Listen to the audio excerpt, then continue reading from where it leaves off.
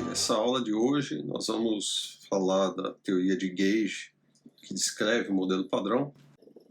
Vamos começar tratando então da eletrodinâmica quântica, ou seja, eu vou escrever uma lagrangiana.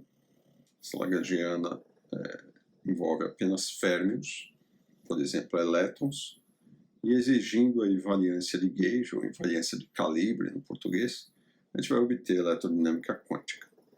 A simetria que está por trás é uma simetria U1, grupos unitários, envolvendo matriz de dimensão 1, portanto uma fase, já que essas matrizes são complexas. E eu espero que você já tenham visto o suficiente de teoria de campos para entender o que é essa lagrangiana, na verdade uma densidade lagrangiana.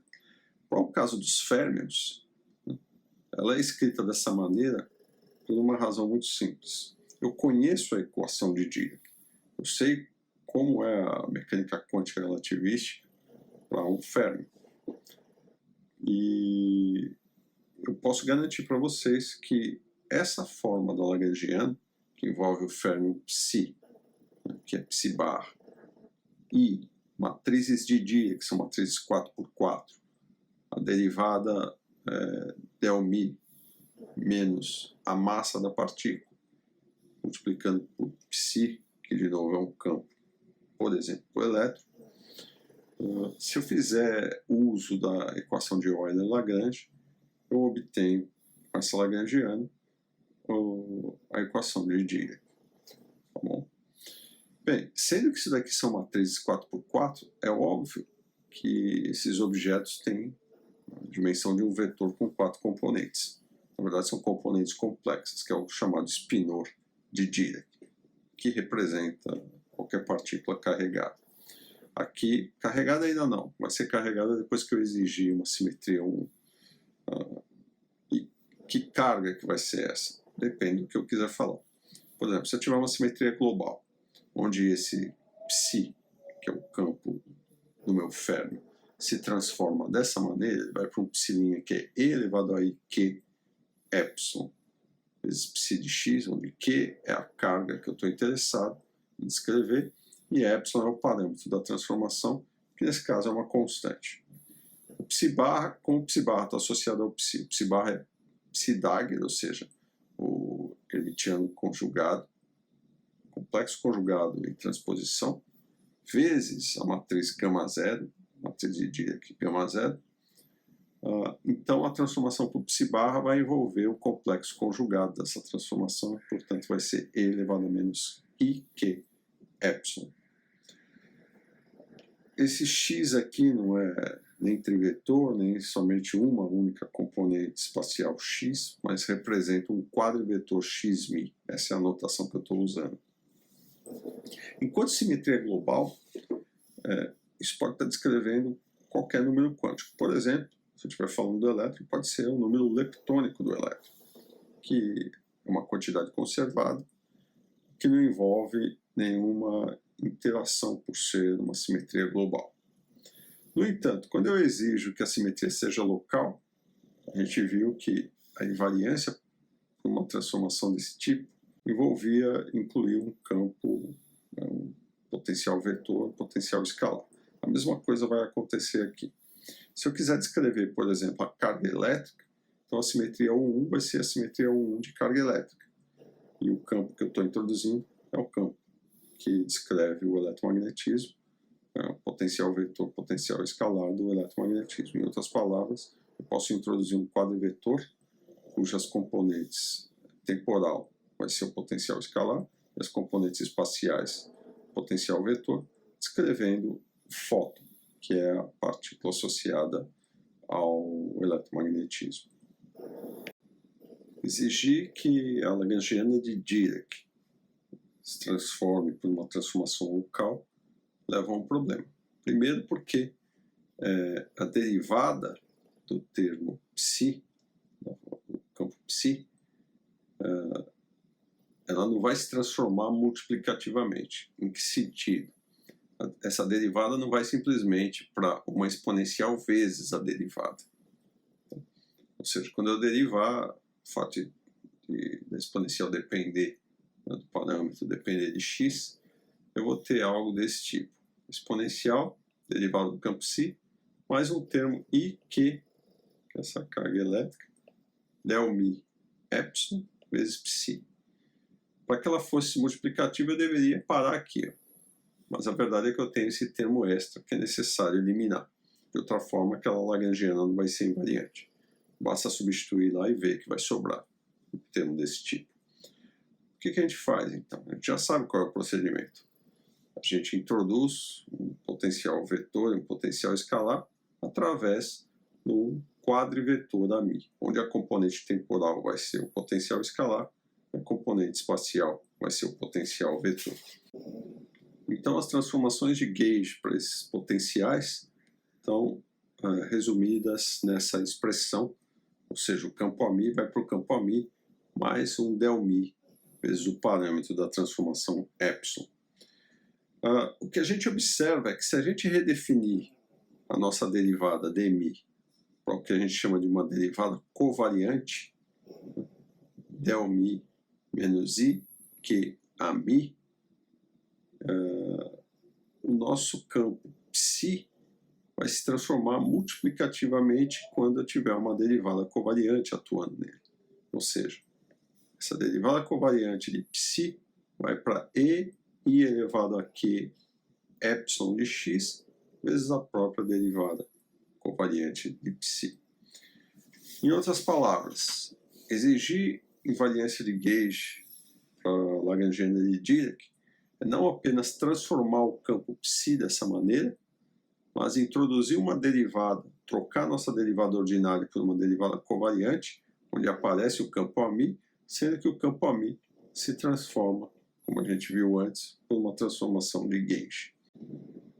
Dessa forma, com o psi se transformando multiplicativamente, a derivada covariante se transformando multiplicativamente, se eu substituo isso na minha lagrangiana transformada, na página anterior, vocês vão ver que ela é automaticamente invariante de gauge. Então, a exigência de invariância de gauge para a lagrangiana de Dirac, essa lagrangiana aqui, implica que a gente tem que trocar essa derivada ordinária pela derivada covariante. A gente vai usar uma notação que essa contração das matrizes gama com qualquer outro quadrivetor, nesse caso derivado, mas suponha que o seguinte, eu tenho γmi e bmi. Essa contração a gente costuma usar essa notação b slash. Tá? Então, se eu for trocar essa derivada, que é o del slash, pela derivada chamada derivada covariante, que é o dzão, nesse caso vai ser o dzão slash, lembrando que o dzão é dmi menos ik vezes AμI, e que esse termo se transforma multiplicativamente, ou seja, esse termo todo vai para uma exponencial vezes esse termo, e o psi barra envolve a exponencial, só que agora com argumento negativo, então automaticamente você observa que esse termo é invariante pela transformação de gauge. O termo de massa, que envolve o psi barra e o psi, ele é automaticamente invariante, porque do lado direito aparece uma exponencial positiva, do lado esquerdo uma negativa. E finalmente a gente introduz um termo, que é esse f-mini, que a gente está definindo ele aqui. F-mini é a derivada de ANI, dmi-ANI, menos dni AMI. É fácil mostrar pelas transformações do campo AMI que esse termo é invariante de gauge. Ou seja, se isso é invariante, então ele também é invariante, todo esse termo é invariante. E por que a gente introduz esse termo? Bom, primeiro porque ele é invariante de Lorentz, toda lagrangiana para a gente tem que ser invariante de Lorentz, e é invariante pela transformação de gauge. Então ele é permitido. Tudo que for invariante de Lorentz e invariante pelas transformações que eu estou exigindo de simetria, tem que aparecer na lagrangiana. Tá? Enfim, todos os termos na lagrangiana são invariantes de Lorentz e invariantes pelas transformações de gauge ou calibre. Então a lagrangiana vai para ela mesma e a gente tem uma simetria. A carga associada a essa simetria, que é uma simetria U1 local, a gente pode associar com o que a gente quiser. Como ele está tratando da dinâmica quântica, a gente associa essa carga à carga elétrica. Agora observe o seguinte, se eu quiser incluir um termo desse tipo, que seria um termo de massa por fóton, né, m quadrado a mi, esse termo é proibido. Ele é invariante de Lorentz? É. Só que ele não é invariante pela transformação de gauge. Todos esses termos são, cada um separadamente. Se eu introduzir um termo como esse, eu quebro a simetria de gauge. Portanto, o que está por trás do fato do fóton ter massa nula é a própria invariância da teoria por uma transformação de gauge, levando à conservação da carga elétrica. Se em algum momento se observar um fóton com massa, por menor que seja essa massa, isso significa que a simetria de carga elétrica está quebrada. Em algum lugar do espaço você vai ver desaparecer ou aparecer carga elétrica.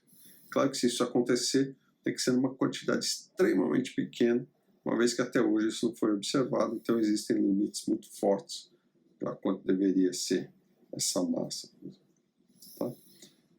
Os limites são limites experimentais, mas se houver uma massa, por menor que seja, necessariamente vai haver violação de carga elétrica. Bem, é claro que esse não foi o caminho para se obter a eletrodinâmica quântica. A eletrodinâmica quântica ela foi basicamente construída de uma maneira que automaticamente ela é invariante de gauge. A gente só fez um caminho inverso aqui, ou seja, partimos da Lagrangiana de Dirac sem interação, exigimos invariância de gauge para ir para algo muito mais amplo, ou seja, eu posso sempre construir uma teoria envolvendo férmions sem interação e exigir uma invariância de gauge por algum grupo de simetria que não necessariamente é o grupo U1, que é o caso da QED.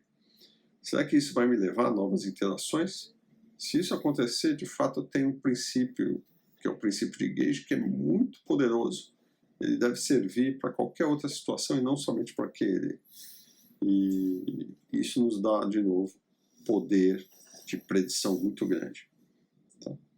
E é isso que vai acontecer com o modelo padrão.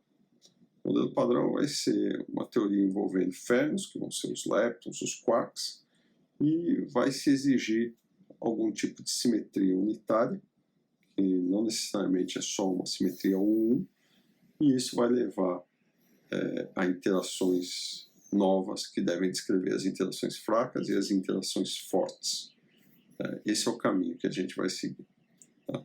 Então, as nossas exigências para a nossa Lagrangiana com partículas livres, fermiônicas, é que a teoria seja invariante por Lorentz e invariante por alguma simetria de gauge.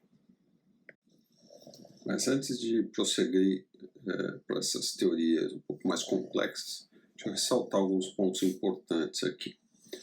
Primeiro, numa Lagrangiana, vocês já devem saber disso, mas os termos bilineares nos campos, ou seja, contém dois campos, são esse psi barra psi e o f', só tem produtos de dois campos, são os responsáveis por fornecer nas regras de Feynman o que a gente chama de propagador da partícula, ou seja, aquele objeto que permite você estudar a propagação da partícula de um ponto do espaço-tempo a outro ponto do espaço-tempo.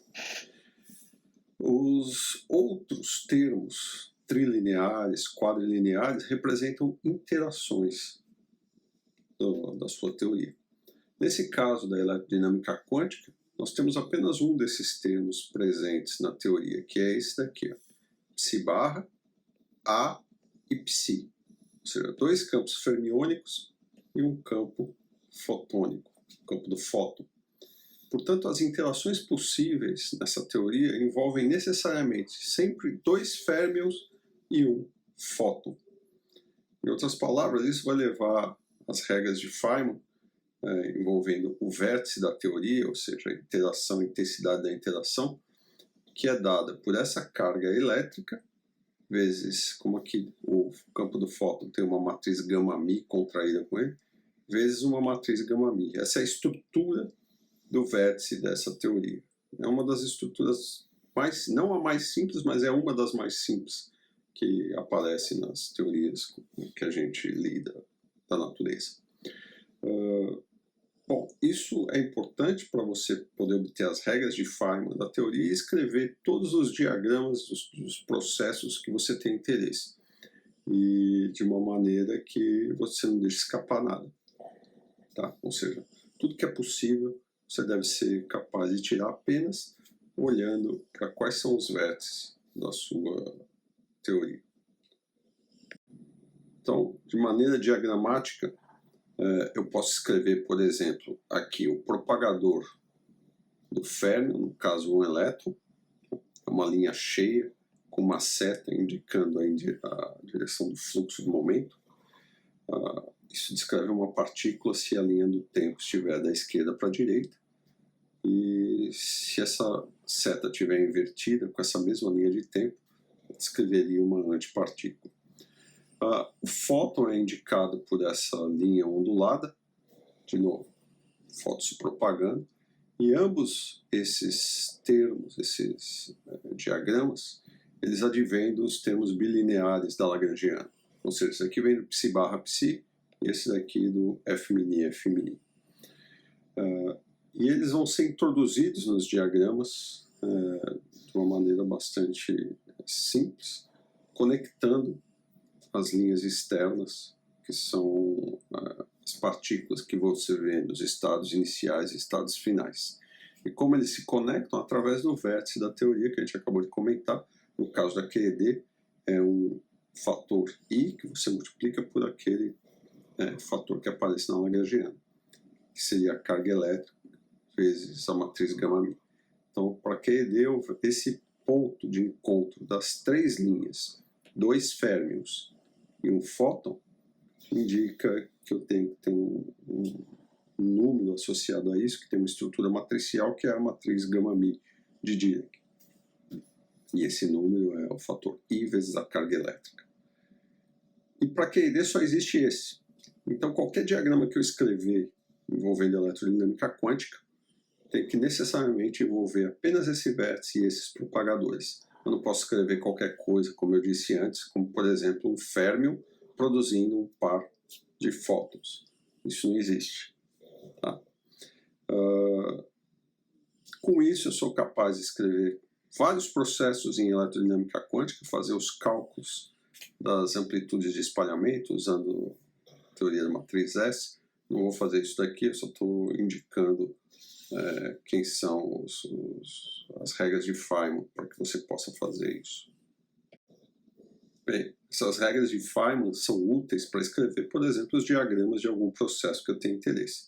Aqui eu vou dar um exemplo rápido sobre o espalhamento elétron-elétron, ou seja, a interação de um elétron com o outro através da troca de um fóton na eletrodinâmica quântica.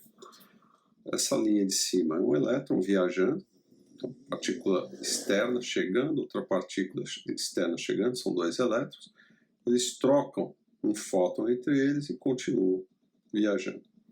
Então, eu posso estudar isso num colisor e eu sou capaz, uma vez que eu conheço a Lagrangiana, eu conheço a estrutura desse vértice, eu sei calcular propagadores, eu posso escrever uma amplitude de espalhamento para isso e obter, por exemplo, uma seção de choque de espalhamento e fazer medidas e verificar o quanto essa teoria é boa. A verdade é que a QED é extremamente bem testada. O fato de que a intensidade da interação envolve a constante de estrutura fina, quer dizer, a carga elétrica aparece nesses vértices e para cada vértice eu tenho uma carga elétrica, o módulo da amplitude ao quadrado vai envolver para cada vértice uma carga elétrica ao quadrado, que eu relaciono a constante de estrutura fina, que é a carga elétrica ao quadrado dividido por 4π nas unidades do sistema internacional, e vale 1 sobre 137, ou aproximadamente 10 a menos 2. Então é um número pequeno, e eu posso fazer uma expansão em série em torno desse número pequeno. Ou seja, a ordem mais importante seria um diagrama desse tipo. Um diagrama de ordem superior, por exemplo, poderia ser esse daqui. Claro, existem outros, né? Existe esse daqui com a troca de um fóton sendo emitido e reabsorvido, ou ele sendo emitido e reabsorvido aqui, ou aqui, e assim por diante. Eu escrevi só esse diagrama, tem uma infinidade de outros aqui, na verdade são infinitos mesmo, mas cada um tem uma ordem de importância menor do que o primeiro. Quanto mais vértices no seu diagrama, menos importantes eles são, do ponto de vista da intensidade da interação.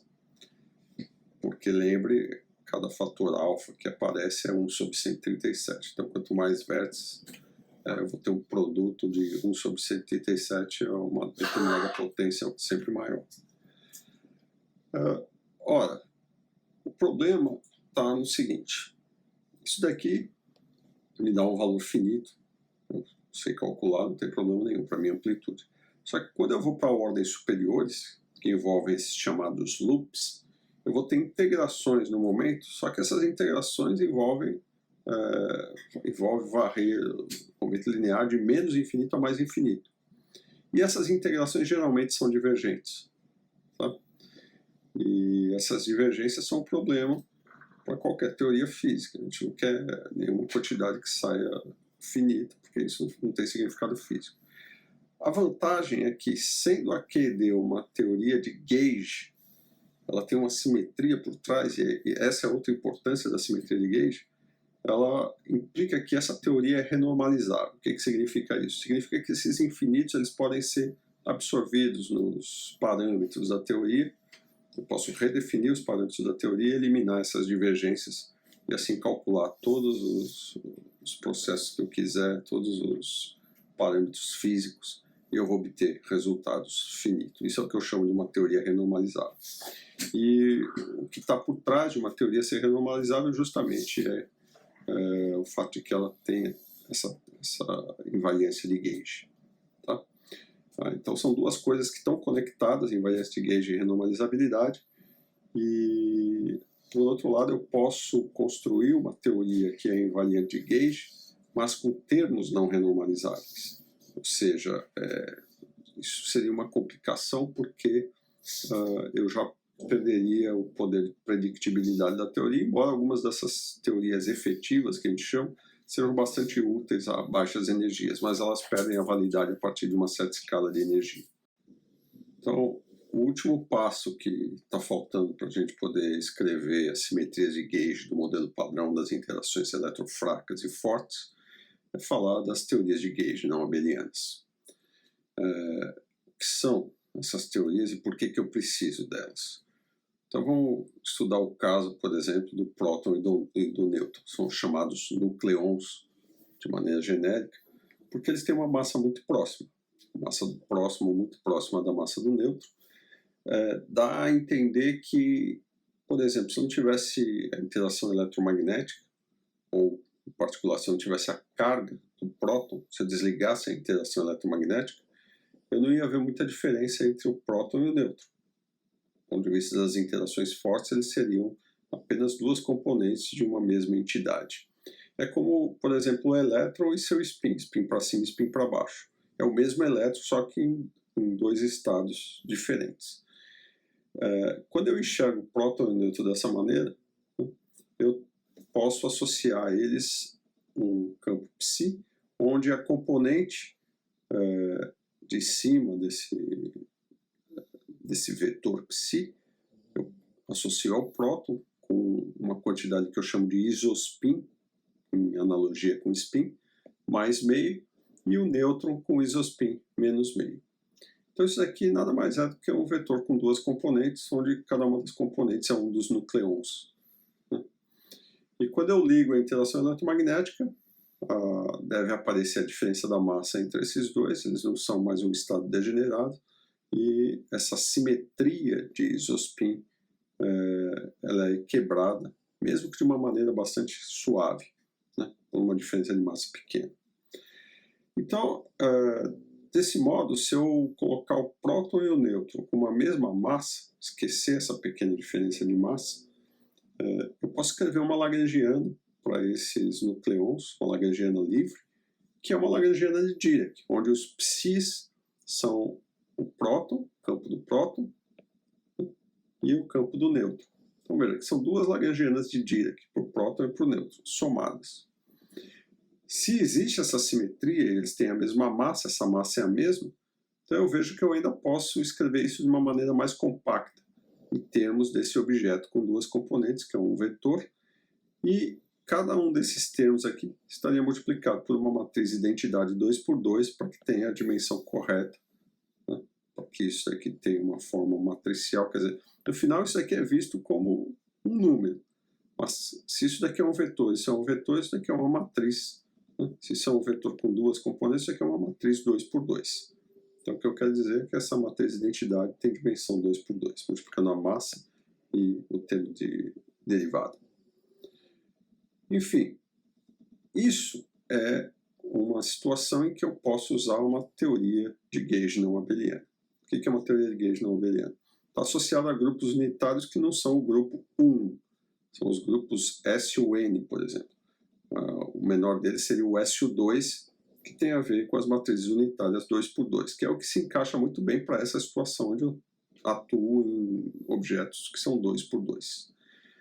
Essas são chamadas simetrias de gauge não abelianas, porque os geradores da transformação, que estão associados com os parâmetros da transformação de gauge, eles têm dimensão matricial e não comutam entre si, diferente do grupo 1, que é sempre proporcional a uma matriz de identidade.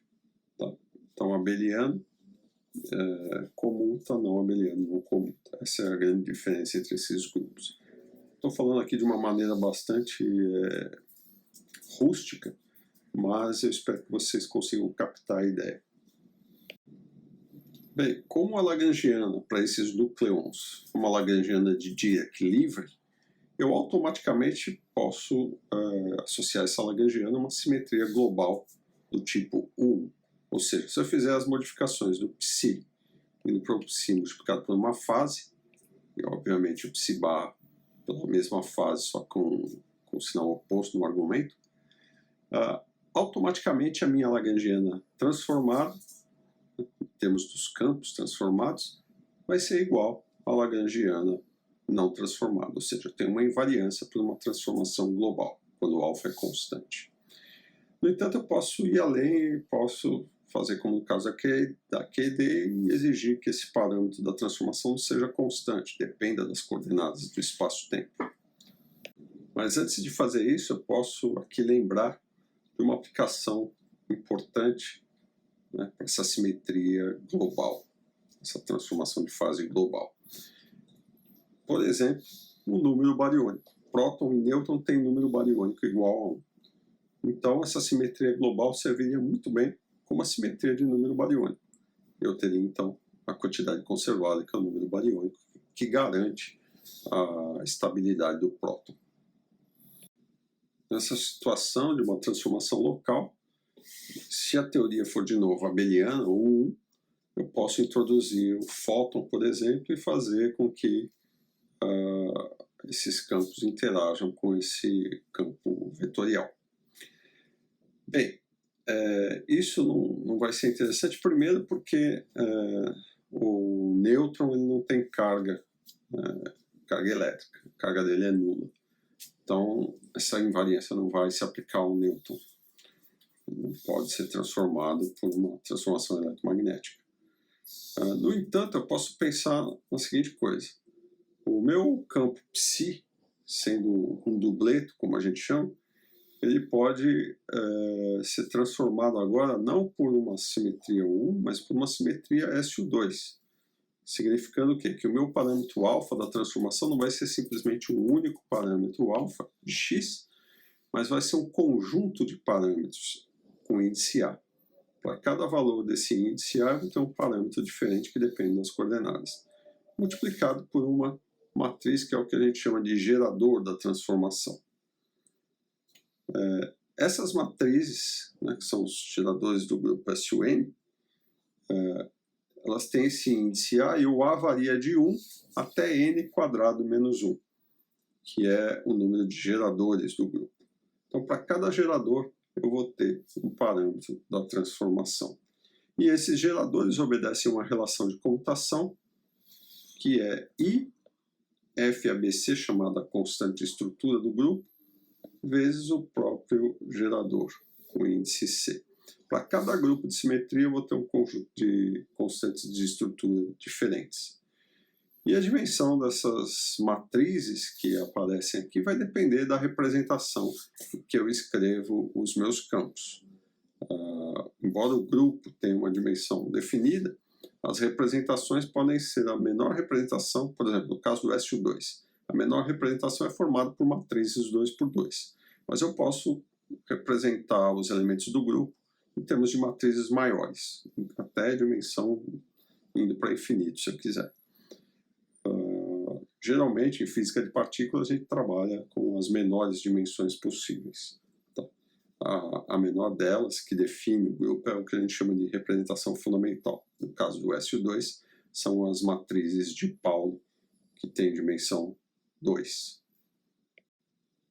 Para um grupo SUN genérico, duas representações importantes, que são muito utilizadas em física de partículas, a representação fundamental, onde a dimensão dos geradores é igual à dimensão do grupo, n. Então, para SU2, dimensão 2. Para SU3, dimensão 3, e assim por diante.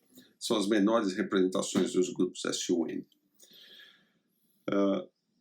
E a dimensão, no caso de uma representação adjunta para o mesmo grupo SUN, tem dimensão n² menos 1. Então, para o SU2, essas matrizes têm dimensão 2² menos 1, que é 3. O SU3, 3² menos 1, que é 8.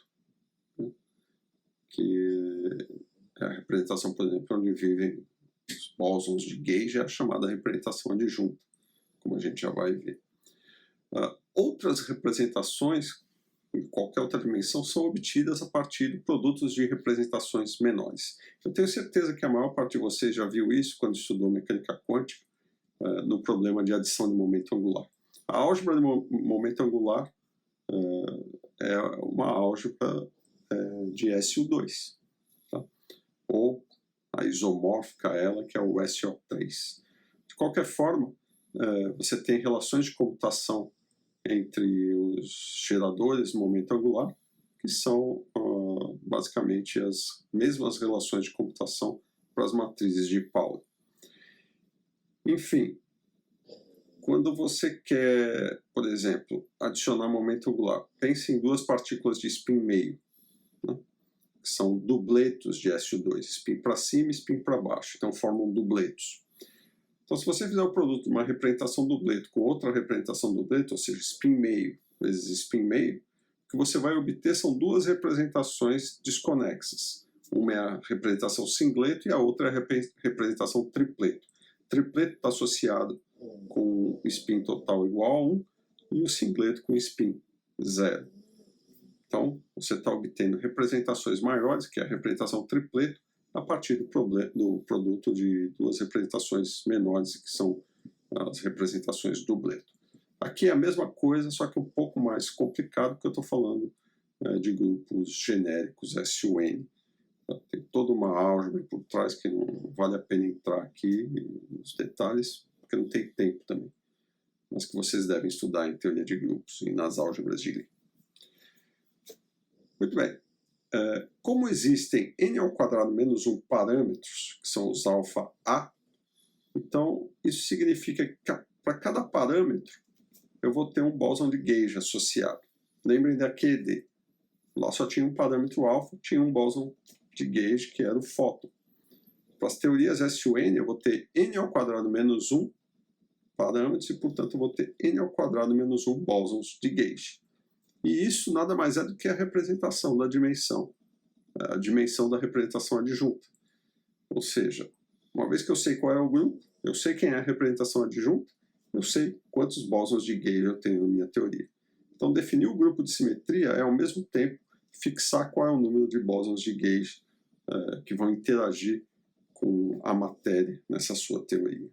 E, automaticamente, fixar também as interações, como a gente vai ver através da derivada covariante. Então, por exemplo, se eu quiser que a simetria de isospin do próton e nêutron seja uma simetria de Gage, então necessariamente eu vou ter associado a essa simetria n² menos 1, porque o grupo agora n igual a 2, portanto vai dar 3, eu vou ter 3 bósons de Gage associados a essa simetria. Não é o caso do próton e nêutron, mas para um outro tipo de problema, se a simetria for SU3, automaticamente a dimensão da representação adjunta é sempre n² menos 1, com n igual a 3, isso dá 8 bósons de Gauge. Esse vai ser o caso da cromodinâmica quântica, QCD, uma teoria para quarks e gluons, envolvendo a cor. Bom, vamos nos fixar aqui ao SU2, que é o caso do isospin. E vamos imaginar essa simetria de Gauge, então, que vai envolver, então, 3 bósons de Gauge, que eu vou chamar de W1, W2 e W3. Eles são vetores, por isso tem esse índice μ. Quando eu falo vetor aqui, é um vetor no sentido do espaço quadridimensional. Tá? Quadrivetores. E essa seta indica que esse Wm tem 3 componentes, 1, 2 e 3, além das componentes de Lorentz. Lembra que esse índice μ varia de 0 até 3. Não tem nada a ver com esse índice, que é o índice de grupo. Tá? Ou seja, se estou falando de SU2 e a representação é adjunta, né? Os índices de grupo são exatamente os índices dos geradores. Tem 3 geradores, 1, 2 e 3, portanto 3 bósons de Gauge. Então aqui está um gerador, representação fundamental, a gente sempre representa, eu pelo menos represento por uma letra T minúscula. No caso do SU2 são as matrizes de Pauli dividido por 2. E como as matrizes de Pauli são 3, eu represento aqui por um vetor com 3 componentes. Ou seja, σ1, σ2, σ3. Aqui está a cara delas, vocês já conhecem a mecânica quântica. E, portanto, eu vou representar o meu bóson de Gauge Wm como Wm, esse sinal de vetor, de novo, é no sentido de vetor no grupo, ou seja, tem 3 componentes, que são as componentes associadas aos índices de grupo, multiplicado pelos geradores, que eles são produto escalar. Então, Wm1 está associado ao T1, Wm2 está associado ao T2, Wm3 associado ao T3, ou seja, essas matrizes de Pauli dividido por 2. E eu vou usar a notação, né, de soma nos índices de grupo quando eles estiverem repetidos. Então, esse Wm é uma soma, na verdade, desses 3 elementos. W1μ T1 mais W2μ T2 mais W3μ T3. E isso vai valer para qualquer grupo SUN. Isso aqui é só o caso particular do SU2. Bem, a gente já aprendeu como criar uma teoria de Gauge. Eu vou só agora mostrar quais são as diferenças quando a teoria de Gauge é não abeliana.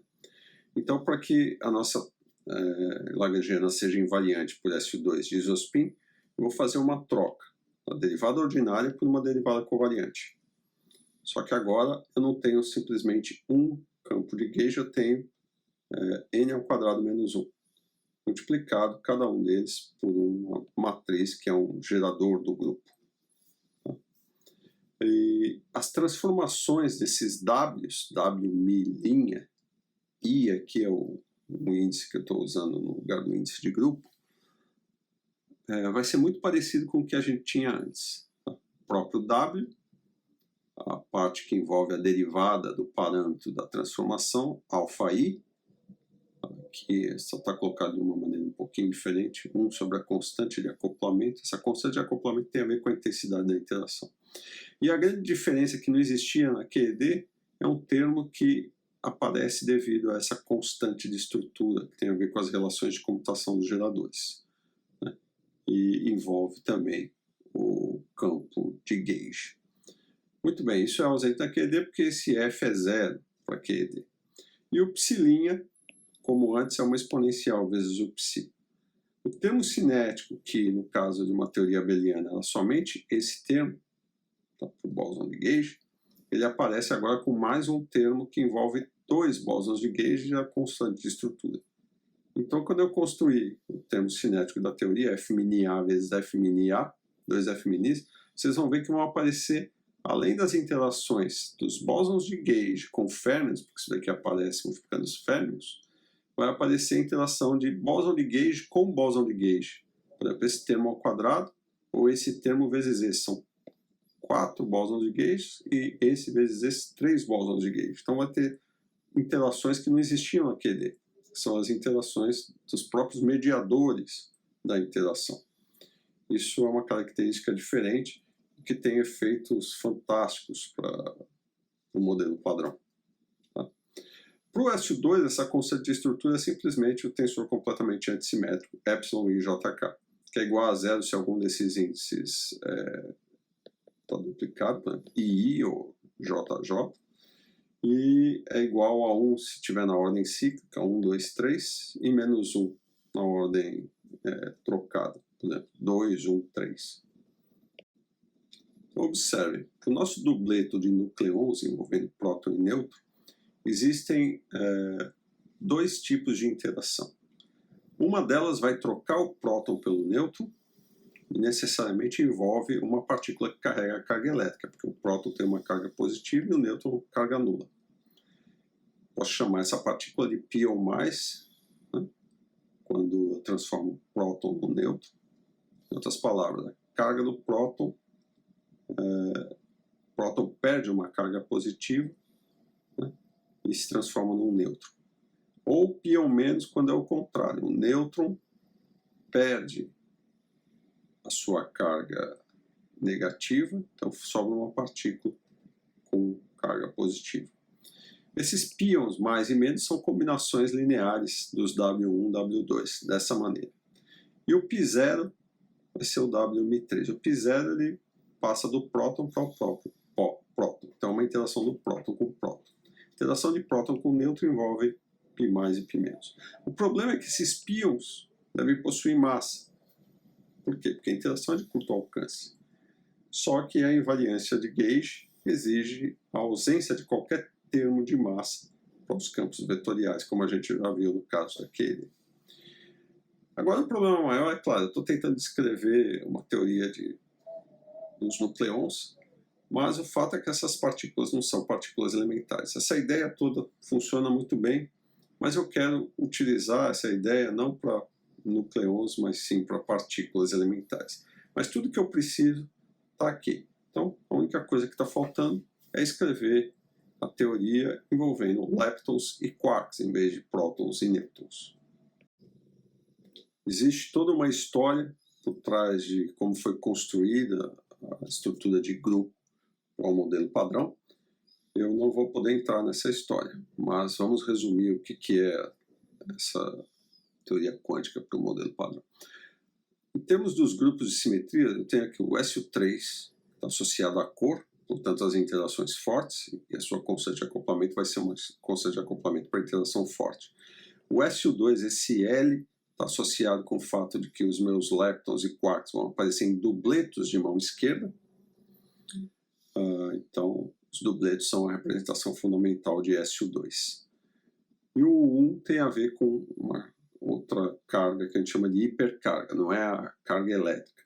A quebra desse grupo de simetria SU2 U1 vai fazer com que reste uma única simetria U1 de carga elétrica, que é a única simetria que sobrevive após a quebra espontânea, que dá massa para os bósons de gauge através do bóson de Higgs, que é um campo também dubleto, escalar, que envolve componentes positivas na parte de cima e neutra na parte de baixo. O seu complexo conjugado vai dar uma componente negativa e uma parte neutra. Bom, na verdade são então 4 graus de liberdades aqui. 3 desses graus de liberdades, quando ocorre a quebra espontânea de simetria, são absorvidos pelos bósons de gauge, dando a massa dos bósons de gauge. Quer dizer, aquele grau de liberdade que falta para uma partícula sem massa, são apenas 2 polarizações, ele vem a partir dos escalares que aparecem no dubleto de Higgs. Enfim, essa estrutura ela é construída de tal maneira que apenas os leptons carregados têm uma componente de mão direita. Eu já comentei isso sobre os neutrinos, que o modelo padrão neutrinos não tem massa, e os quarks de mão direita, isso aqui são singletos por SU2, ou seja, eles não se transformam por SU2. Quarks se transformam por SU3, então vai ter uma simetria de gauge não abeliana associada ao grupo SU3, mas somente para os quarks, significando o quê? Que cada quark que aparece aqui nesses dubletos, na verdade, são colunas com 3 cores, por causa desse grupo de simetria. Tá? E aqui também, como se fosse uma coluna com 3 componentes para cada quark. Esse Q indica que pode ser o quark up ou o quark down, e todos os outros que eu não estou colocando explicitamente aqui, mas que descreve todas as famílias presentes no modelo padrão. E finalmente, o bóson de Higgs, dubleto de Higgs, um dubleto por SU2, que também carrega carga por U1, ele vai interagir com férmions e bósons de gauge, dando massa através do mecanismo de Higgs, como a gente vai ver adiante. Esse é o bóson escalar, ele tem 4 componentes, 2 carregadas, 2 neutras. Uma dessas componentes neutras vai ser o bóson de Higgs, e as outras 3 componentes vão ser absorvidas pelos bósons de gauge, são chamados bósons de Goldstone, dando massa para esses bósons de gauge. Bem, uma pergunta importante que talvez tenha passado pela mente de vocês é: por que exatamente essa estrutura de grupo? Por que eu tenho aqui férmions que tem que se transformar diferente de outros férmions? Os de direita se transformam de maneira diferente dos de mão esquerda.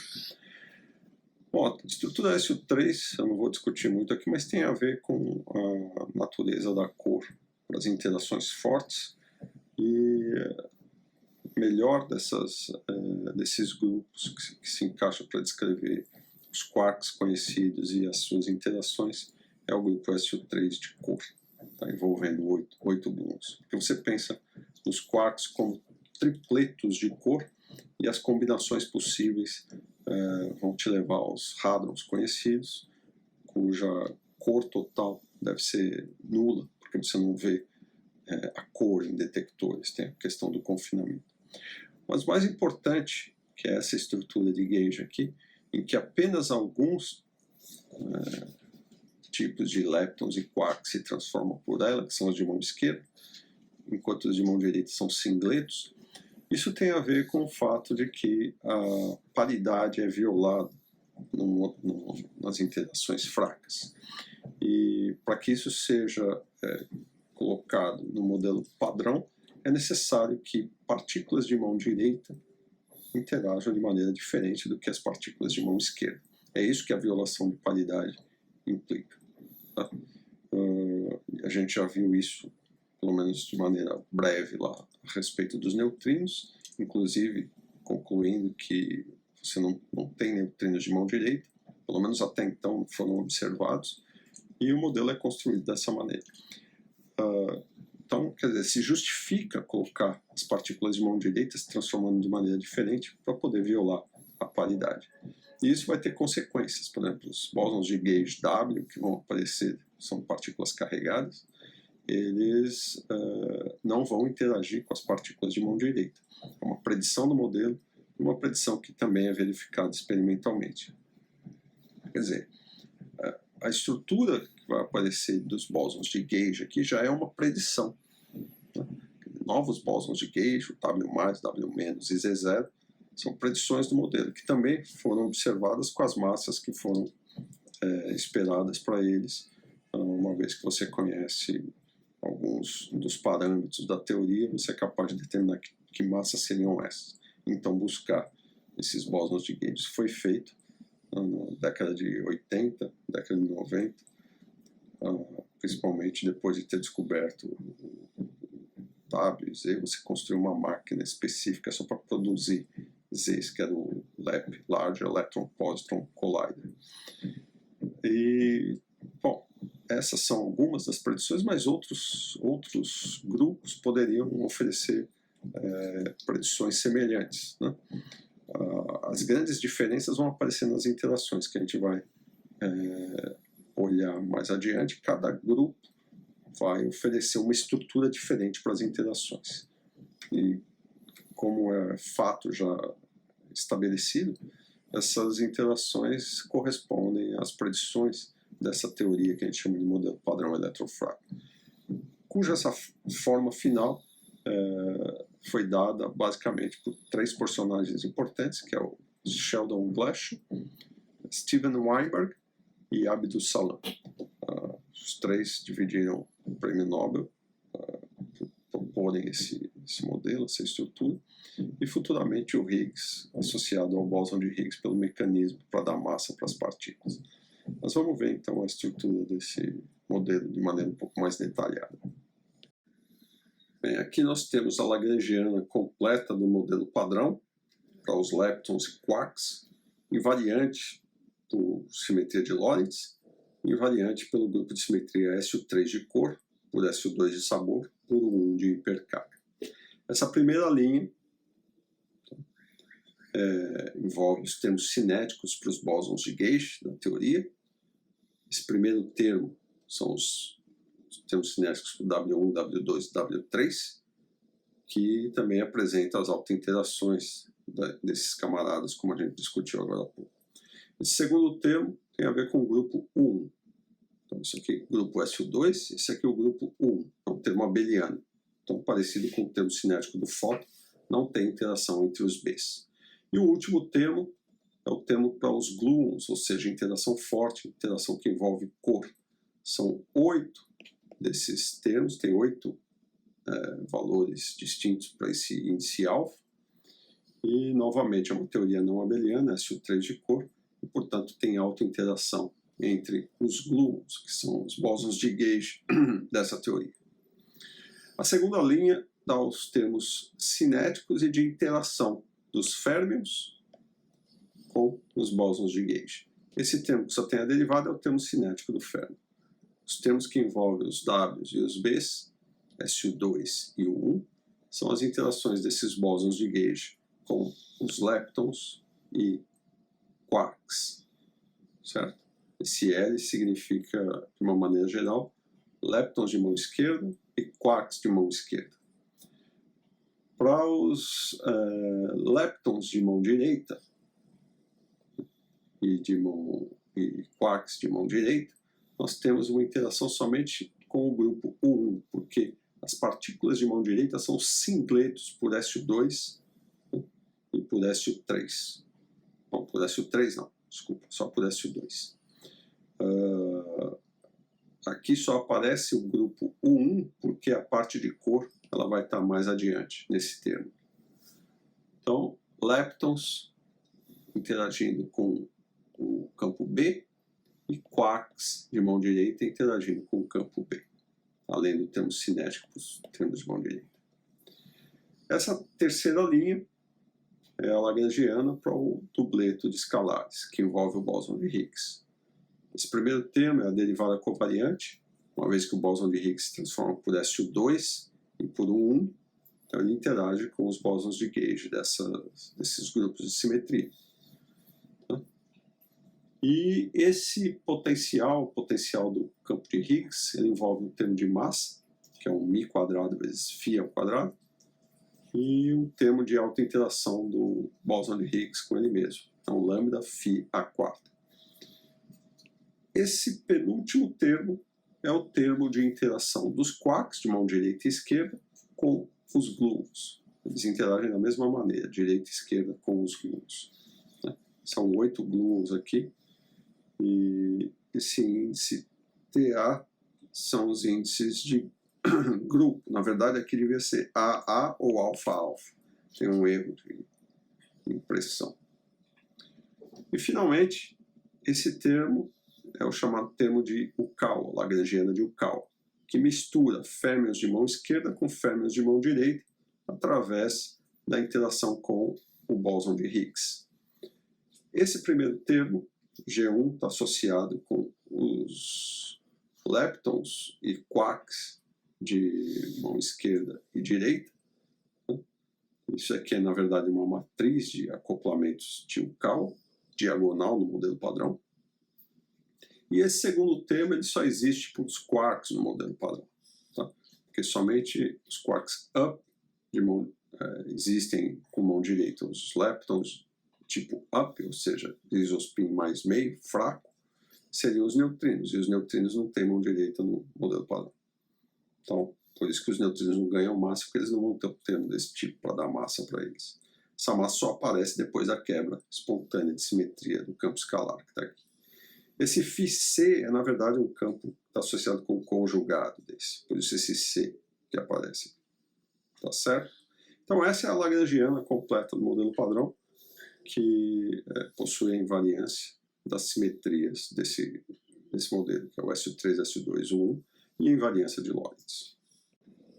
Bem, novamente, para que serve essa lagrangiana, ela serve para você tirar os vértices da teoria, os propagadores e tudo mais, e escrever processos que você pode testar em aceleradores de partículas. Essa teoria em particular, ela estava sendo testada e ainda é testada em algum nível, inclusive no LHC. Tudo que ela prediz foi observado nos experimentos. Por exemplo, vou pegar um pequeno exemplo aqui. Você tem o acoplamento, por exemplo, de férmions com os bósons de gauge. Isso aqui é a intensidade do acoplamento. Essas matrizes tal, que são matrizes de Pauli, te dá a estrutura, como no caso da QED você tinha só uma matriz gama-mi, aqui você tem gama-mi e tem a matriz tal também. Uma estrutura bem diferente com a teoria não abeliana. E isso implica numa interação distinta. Isso também foi testado nos experimentos com grande sucesso. Várias casas decimais, está muito bem verificado. Então isso é só um exemplo. Outros exemplos desses termos, né? Aqui particularmente, e daqui você tem uma estrutura que envolve vértices do tipo, por exemplo, W, deixa eu escrever aqui, W, W-, fóton, fóton. E essas coisas também são estudadas nos colisores, né? E os resultados são fantásticos. Quer dizer, você tem eventos específicos para testar esse tipo de vértice da sua teoria. Então, o que se pode dizer é que é um modelo extremamente bem sucedido, um modelo que ainda é testado, mas que todas as predições até agora estão sendo verificadas, inclusive a existência do bóson de Higgs. Eu vou falar dele daqui a pouco. Não vou poder entrar nos detalhes experimentais, mas pelo menos a estrutura teórica. E, finalmente, a gente sabe que ele não é completo. A gente sabe que a gente precisa ir além dele devido aos vários fatores, não apenas teóricos, mas experimentais que têm dado indícios de que existe uma física além do modelo padrão. Finalmente, o mecanismo de Higgs. Como o bóson de Higgs dá massa para os bósons de gauge e para os férmions. Então aqui nós temos o potencial do bóson de Higgs, μ² φ² mais lambda φ². E esse potencial ele tem duas possibilidades. Uma delas, se o parâmetro μ² for positivo, ele vai ter essa forma. Portanto, o mínimo vai estar no valor esperado igual a zero. Eu não tenho quebra da simetria de gauge. A outra possibilidade é que o μ² seja negativo e o potencial passa dessa situação para essa situação. E aí eu tenho dois mínimos. Um dos mínimos é o escolhido pela natureza e o valor esperado do vácuo do bóson de Higgs vai ser diferente de zero. Quando isso acontece, eu vou fazer um deslocamento na minha lagrangiana, o meu campo de Higgs ele vai para um φ' igual φ mais esse valor esperado do vácuo, e todas as partículas que interagem com o bóson de Higgs vão então ser proporcionais a esse valor esperado do vácuo. E se eu tiver um acoplamento trilinear, como é o caso dos férmions, férmion, férmion, Higgs, eu vou ter então como resultado férmion, férmion vezes um parâmetro que é uma escala de massa, e portanto isso dá a massa das partículas fermiônicas. Para os bósons de gauge é a mesma coisa, só que através da derivada covariante. Se acredita que o universo estava numa fase mais quente em algum momento, e o potencial do bóson de Higgs era dessa forma, e com esse esfriamento do universo você tem uma transição de fase, e que esse parâmetro μ² passa a ter valores negativos, e a gente tem então a quebra espontânea de simetria gerando as massas dos bósons de gauge e dos férmions. Eu vou terminar essa aula dando um exemplo de como isso acontece no modelo padrão para alguns termos da Lagrangiana. Então, do ponto de vista da teoria quântica de campos, a massa de uma partícula é o coeficiente dos termos bilineares no campo. Claro, excetuando a parte derivativa que tem a ver com o momento linear.